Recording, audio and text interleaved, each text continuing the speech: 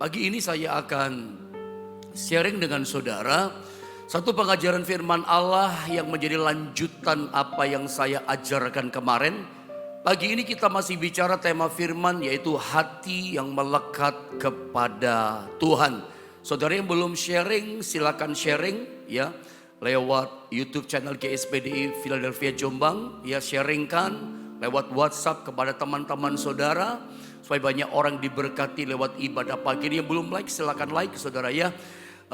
Mari kita langsung baca ayatnya, Mazmur 91. Ini ayat pokok kita lanjutan kemarin ayat 14 sampai 16.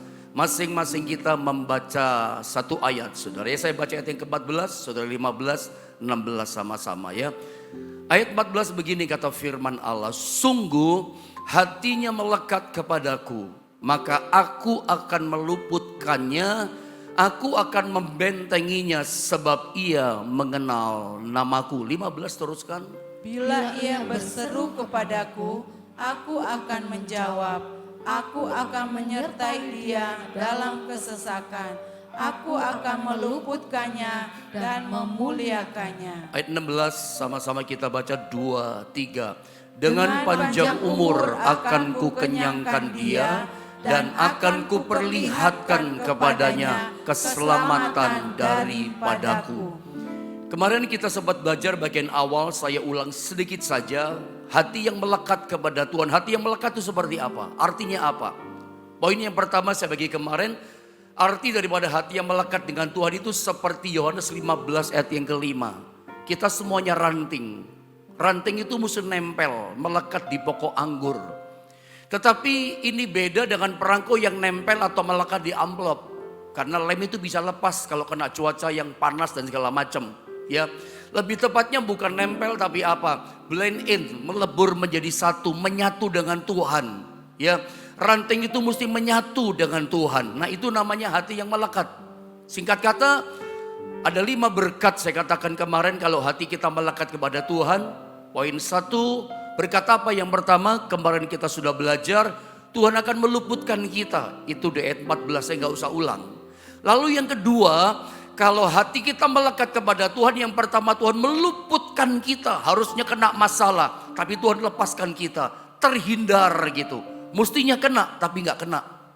Ya, sudah datang masalah, bahkan sudah dalam cengkeraman masalah. Tapi Tuhan melepaskan kita, menghindarkan kita. Itu namanya terluput. Nah sekarang yang kedua, berkat yang kedua, kalau hati kita melekat kepada Tuhan, Tuhan membentengi kita. Saya baca ulang sekali lagi ini ayat, saya masih terangkan sedikit hal tentang saudara pada ayat ini. Sungguh dikatakan hatinya melekat kepadaku, orang yang melekat kepada Tuhan. Yang pertama, maka aku akan meluputkannya, sudah kita bahas. Yang kedua, aku akan membentenginya, sebab apa? Sebab ia mengenal namaku. Kemarin saya sudah terangkan sedikit banyak tentang bagaimana sih Tuhan membentengi kita. Dikatakan aku, huruf besar, membentenginya.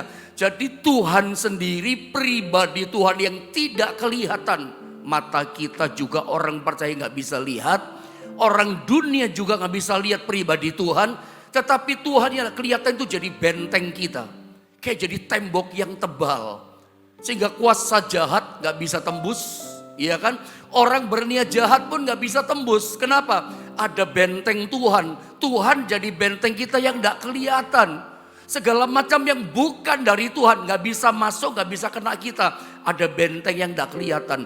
Rumah tangga kita dibentenginya. Keuangan, bisnis, usaha saudara dibentenginya. Hidup nyawa kita kemanapun kita melangkah dibentenginya. Pantesan di masa sukar, masa sulit, masa bahaya, malapetaka yang ada. Hari ini, pagi ini kalau kita masih ada gitu. Kita bisa bernafas sehat. Saya percaya salah satunya berkat ini kita dapatkan. Tuhan yang tidak kelihatan membentengi kita. Coba Anda bisa mulai tulis di chatting di YouTube channel atau di Facebook juga boleh. Katakan selama ini ternyata Tuhan yang menjadi bentengku. Yesus Tuhan adalah benteng keselamatanku. Anda bisa tulis, Yesus Tuhan adalah benteng keselamatan. Dia membentengi kita. Nah prakteknya tentu Anda bertanya, prakteknya bagaimana pendeta? Tuhan bisa jadi benteng perisai dalam kehidupan saya. Tuhan yang tidak kelihatan itu menjadi benteng, prakteknya bagaimana? Caranya bagaimana? Ada kalimat berikutnya menerangkan, aku akan membentenginya. Ini berkat orang yang melekat kepada Tuhan. Sebab apa? Ia mengenal namaku. Prakteknya bagaimana? Ya kita menyebut nama Tuhan, memanggil namanya. Orang yang melekat sama Tuhan, kenapa dia yang melekat kok sama Tuhan? Karena dia mengenal kuasa nama Tuhan. Sebab ia mengenal namaku. Ini yang saya coba sebentar mau terangkan. Kita berhenti dulu di sini saudara ya. Praktek untuk Tuhan jadi benteng kita ya kita panggil nama Tuhan. Menyebut nama Tuhan dalam iman percaya kita. Dalam setiap kesulitan, malapetaka, kesesakan, persoalan yang ada. Panggil nama itu, pakai nama itu.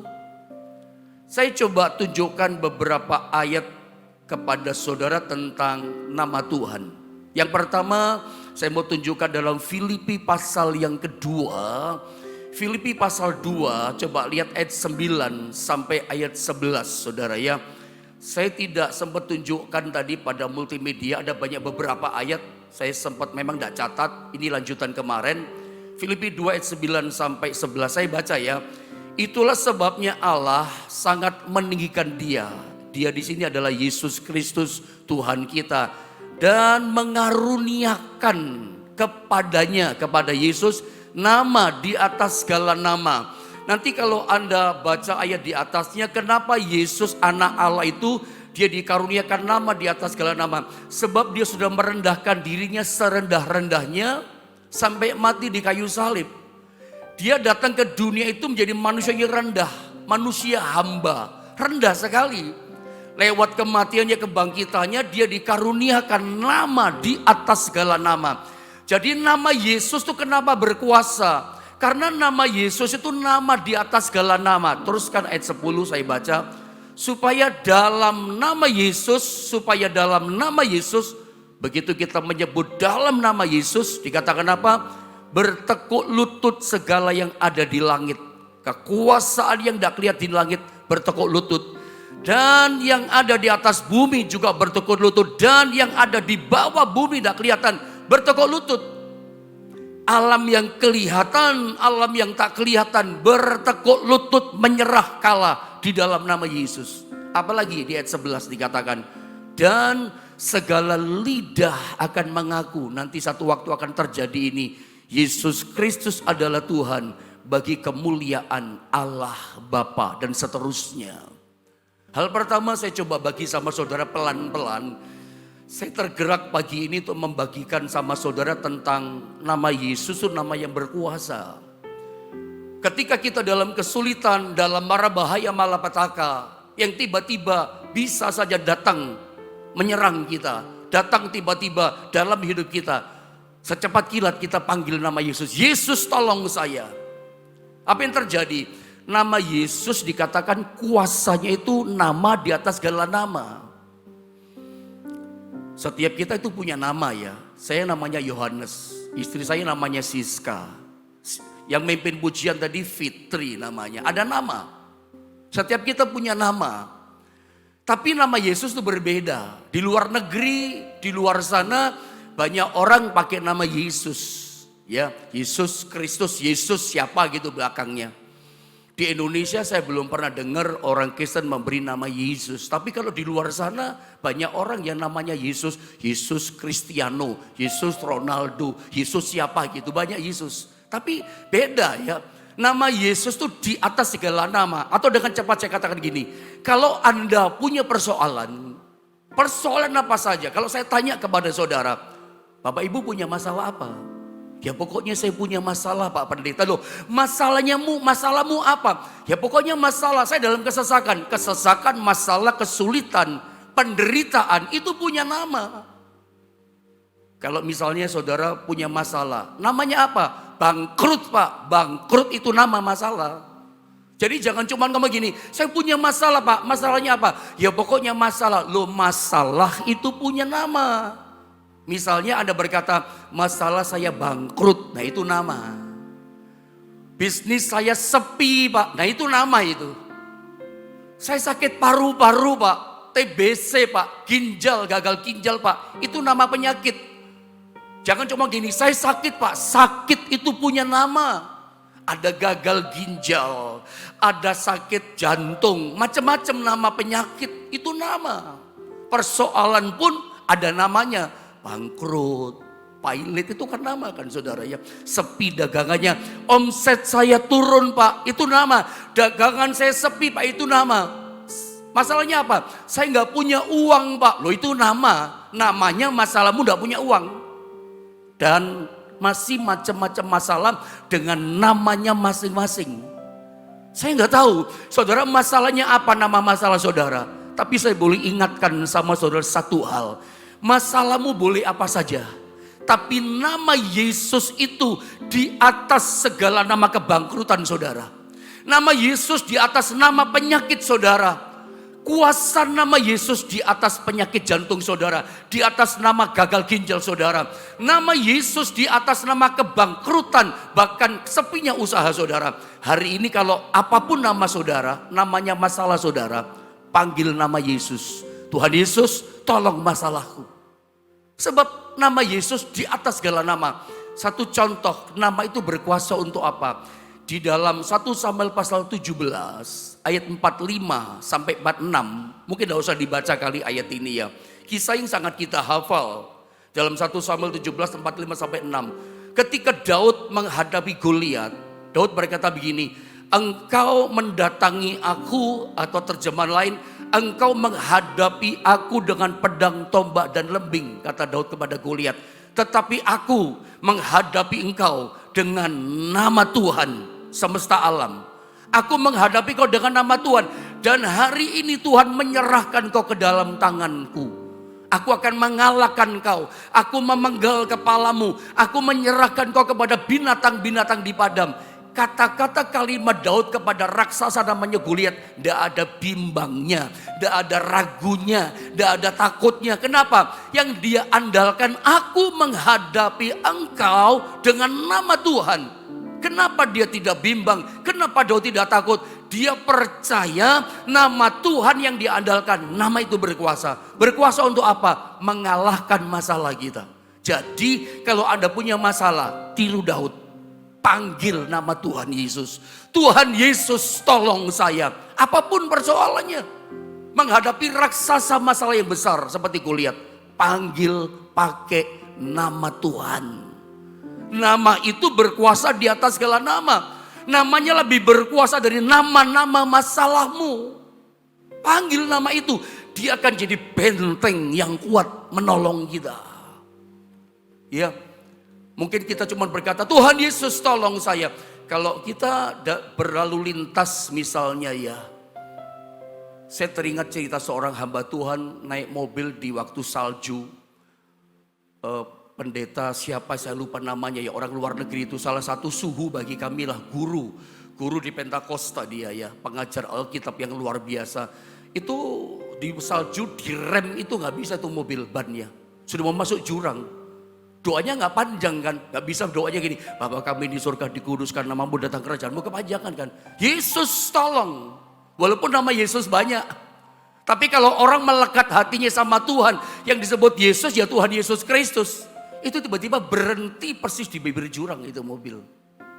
Ya, Anda lihat nama itu berkuasa. Sampai hari ini saya kasih contoh lain. Jadi yang pertama, apapun masalah yang membahayakan kita, raksasa masalah yang besar yang mengintimidasi kita, pakai nama Yesus, gunakan nama itu. Memang nama itu diberikan kepada kita. Waktu kita dibaptis, kita dikasih nama itu. Aku baptiskan engkau demi nama Bapa, Putra dan Roh Kudus. Kalau di Pentakosta, yaitu nama Tuhan Yesus Kristus diberi pada kita. Waktu kita menikah, nama Yesus diberi pada kita. Itu diturunkan sama kita, ditanam dalam diri kita.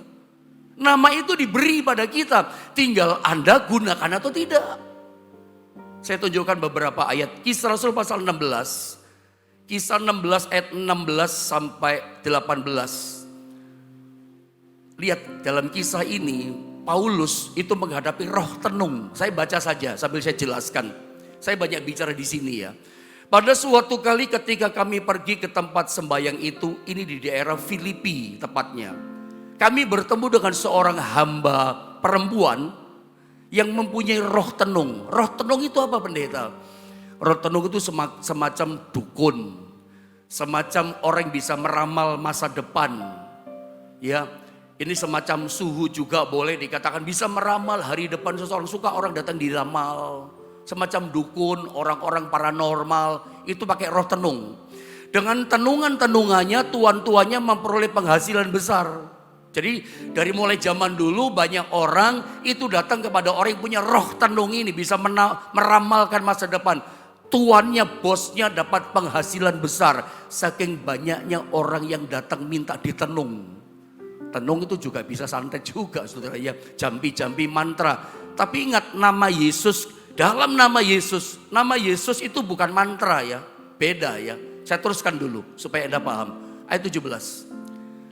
Ia mengikuti Paulus. Jadi wanita yang punya roh tenung ikut sama Paulus terus. Dan kami dari belakang sambil berseru, ngomong terus yang punya roh tenung.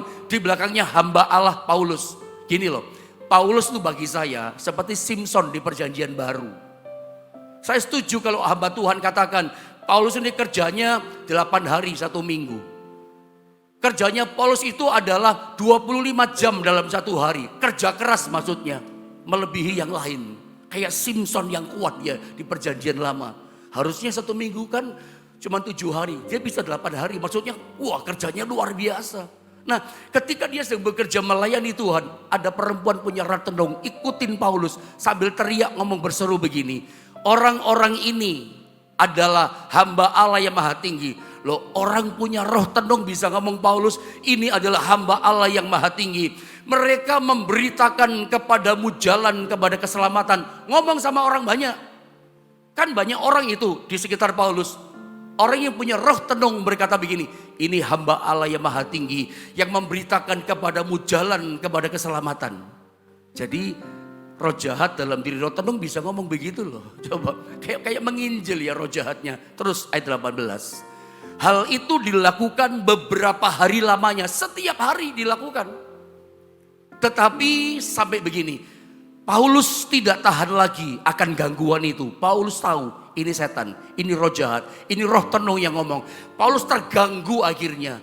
Ia berpaling kata Alkitab dan berkata kepada roh itu, demi nama Yesus Kristus. Saya ulang, demi nama Yesus Kristus, aku menyuruh engkau keluar dari perempuan ini. Seketika itu juga keluarlah roh itu. Rohnya kecil, roh jahat. Roh setan, roh iblis, roh kegelapan. Roh itu yang bisa meramal. Jadi meramal itu roh tenung ini. Bukan roh dari Tuhan. Anda gak perlu ramalan. Jangan datang pada peramal. Masa depan kita di tangan Tuhan. Kerjasama kita percaya sama Dia. Pokoknya setiap hari kita jalani, ada Tuhan bersama dengan saya. Hari ini hari kemenangan, hari ini hari mujizat. Masa depanku penuh dengan pengharapan. Percaya dengan iman, jalani setiap hari demi hari dengan Yesus bersama kita. Kita bisa lewati semua. Anda gak perlu ramal-meramal. Yang Anda perlukan cuma satu, Yesus ada dalam hidupmu. Dia memberikan masa depan yang cerah kepada setiap kita. Yang bagian ini dikatakan apa?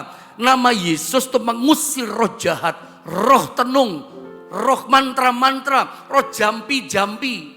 Tadi saya sempat katakan dalam nama Yesus itu bukan mantra, bukan jampi-jampi. Jadi jangan salah ya. Orang yang melekat sama Tuhan, kalau toh dia pakai dalam nama Yesus. Nama Yesus yang kita sebut itu bukan mantra buat kita. Ketika kita panggil nama Yesus, pribadi Yesus yang ada dalam diri kita, itu kuasanya dilepaskan pada waktu kita mengucapkan nama itu.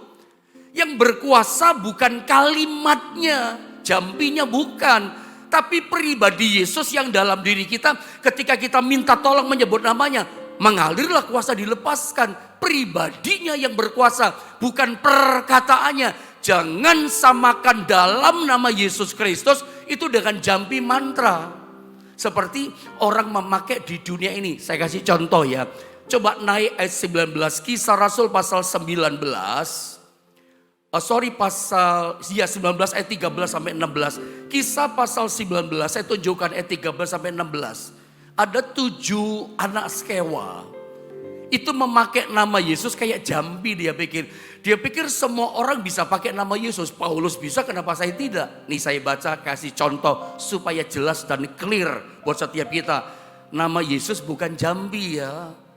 Nama itu akan berkuasa kalau yang menggunakan nama itu, yang mengucapkan nama itu adalah orang yang hatinya melekat dengan Tuhan. Hidupnya benar di hadapan Tuhan. Pribadi Yesus akan melepaskan kuasanya. Bukan kalimat katanya. Itu jambi dong kalau kalimat katanya. Coba kita lihat ini. Ayat 13 sampai 16 ya. Juga beberapa tukang jambi Yahudi ya. Yang berjalan, ayat 16 maksud saya. Kisah 16 ayat 16 sampai 18. Coba kita lihat. Kisah pasal 16 ayat 16 sampai dengan 18. Kisah 16. Saya mulai ya. Pada wah ini salah ini. Kisah 19 coba ayat 13. Kisah 19 ayat 13. Kisah 19 ayat 13. Kisah Rasul pasal 19 ayat 19. Sudah? Multimedia minta tolong. Ya saya baca ya. Juga beberapa tukang jambi Yahudi yang berjalan keliling di negeri itu mencoba menyebut nama Tuhan Yesus. Ini 7 anak sekewa. Tukang jambi. Sama saja dengan tadi. Mencoba menyebut nama Yesus. Berarti dia gak percaya, gak melekat sama Tuhan. Atas nama mereka yang kerasukan roh jahat dengan berseru katanya, aku menyumpahi kamu demi nama Yesus yang diberitakan oleh Paulus.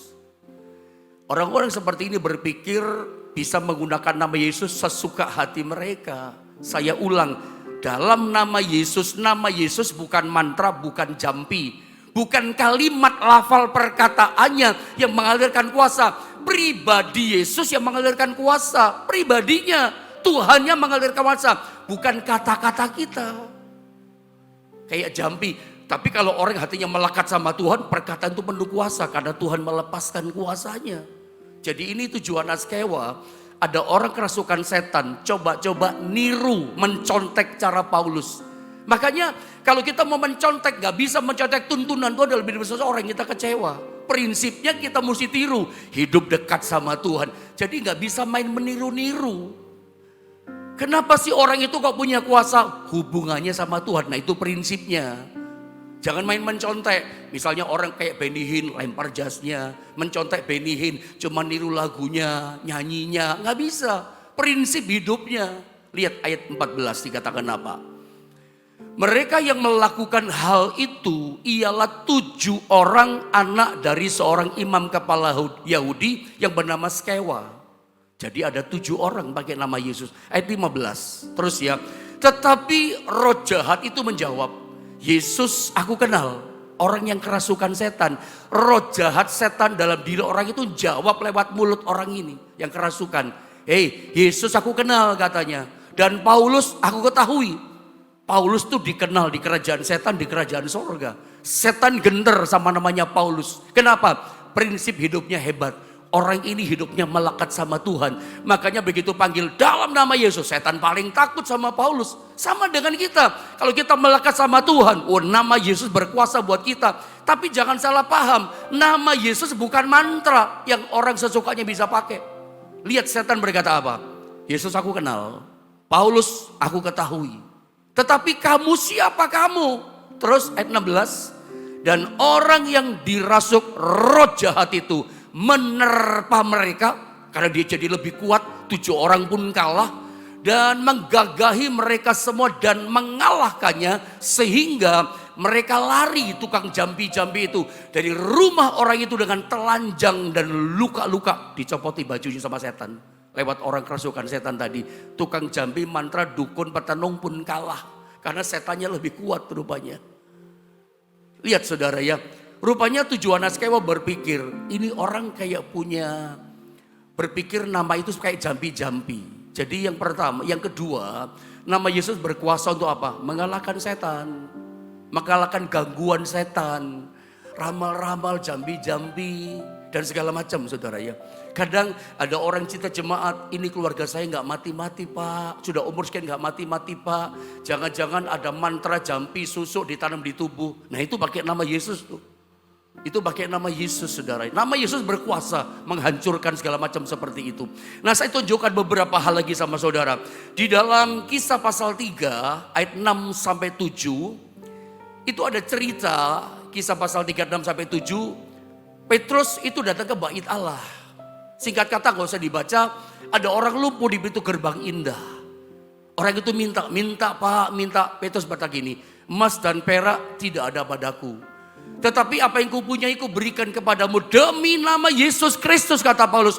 Orang Nazaret itu berjalanlah. Inilah yang membedakan nama Yesus dengan semua yang lain. Yesus dari Nazaret, satu-satunya kan. Berjalanlah, orang sakit itu langsung berjalan di ayat yang ke-7. Mata kakinya langsung kuat. Jadi nama Yesus bukan hanya bisa menolong kita dalam masalah kesesakan kita yang macam-macam, termasuk menyembuhkan sakit kita. Jadi pada waktu kita sakit, Anda percaya tidak, gunakan nama Yesus. Dalam nama Yesus sakitku sembuh. Atau bilur-bilur Yesus sudah menyembuhkan aku. Petrus pakai nama Yesus. Demi nama Yesus orang Nazaret, berjalanlah engkau. Langsung jalan. Jadi nama Yesus berkuasa menyembuhkan kita. Ada beberapa ayat. Satu ayat lagi saya ajarkan. Yohanes 16. Saya ingin dibaca 23 sampai 24. Saya pikir ini penting. Yohanes pasal 16 ayat 23 sampai 24. Saya akan bacakan ini, berkata begini. Dan pada hari itu kamu tidak akan menanyakan apa-apa kepadaku. Aku berkata kepadamu, sesungguhnya segala sesuatu yang kamu minta kepada Bapa akan diberikannya kepadamu dalam namaku. Ayat 24. Sampai sekarang kamu belum meminta sesuatu pun dalam namaku. Mintalah, maka kamu akan menerima supaya penuhlah sukacitamu. Jadi kalau kita minta sesuatu, minta apa saja. Minta Tuhan pulihkan kita, minta Tuhan sembuhkan kita. Minta apa? Minta Tuhan bentengi kita. Mintanya dalam nama Tuhan Yesus. Makanya jangan lupa, sederhana sih ya, ini pelajaran dasar. Setiap kita berdoa bla bla bla bla bla, bagian akhir jangan lupa. Tutup dengan kata dalam nama Yesus saya memintanya kepadamu. Haleluya, amin. Terakhirnya dalam nama Yesus. Kita minta dalam nama Yesus. Semuanya diberikan kepadamu kata Tuhan. Dan seterusnya. Tentunya masih banyak ayat-ayat yang mengajar kita yang tentang nama Yesus. Jadi orang yang melekat kepada Tuhan, bagaimana Tuhan membentenginya? Ya kita memanggil nama itu. Bahkan kita minta apa saja, panggil nama itu. Bagian yang kedua ini saya cuma mau katakan, nama Yesus itu nama yang berkuasa. Ketakutanmu akan hilang kalau engkau tahu nama Yesus. Ada lagu lama saudara ya. Lagu lama dalam orang-orang zaman dulu suka nyanyi. Itu nama yang indah. Tahu lagu itu? Nama Yesus. Itu nama yang indah. Dari surga mulia. Ini indah. Bimbang ragu diusirnya. Hati susah dihiburnya. Nama Yesus yang indah. Yang ku terima. Nama Yesus itu nama yang indah. Ini lagu ini sangat memberkati meskipun lagu yang sangat lama. Tapi luar biasa buat saya. Kadang saya yang muda ini masih nyanyikan lagu ini waktu saya sembahyang berdoa. Bagi saya tidak ada yang lain. Nama Yesus, nama yang indah. Nama Yesus, nama yang berkuasa. Nama Yesus, nama yang memberikan kemenangan. Nama Yesus yang mengusir bimbang ragu takut kita. Kalau kamu sedang takut, panggil nama itu. Nama ini memberikan kemenangan. Saya mau tanya sama saudara. Ketika Anda memanggil nama Yesus dalam hidupmu, masih ada getaran gak di hatimu? Atau jangan-jangan tuh memanggil nama Yesus seperti nama-nama orang lain saja. Seperti manggil nama saya, hei Pak Yohanes, biasa saja. Bagaimana ketika saat ini kau memanggil nama Yesus? Karena setiap kali kita berdoa, bahkan kadang-kadang kita sendiri kita panggil nama itu kan. Kebiasaan saya, tidak ada apa-apa, kadang-kadang suka panggil nama Yesus. Terima kasih Tuhan Yesus, nggak ada apa-apa. Yesus tolong saya, kadang-kadang ya keceplos aja. Terima kasih Tuhan. Sertai aku Tuhan. Pimpin langkahku Tuhan. Dalam satu hari berapa kali engkau memanggil nama Yesus?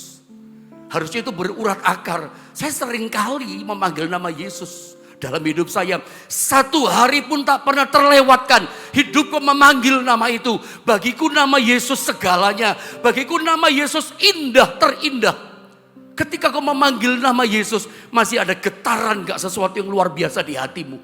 Nama Yesus berbeda dengan nama semua orang di dunia ini. Saya berharap ketika kau memanggil nama itu, ada getaran kuasa, getaran cinta di hati kita.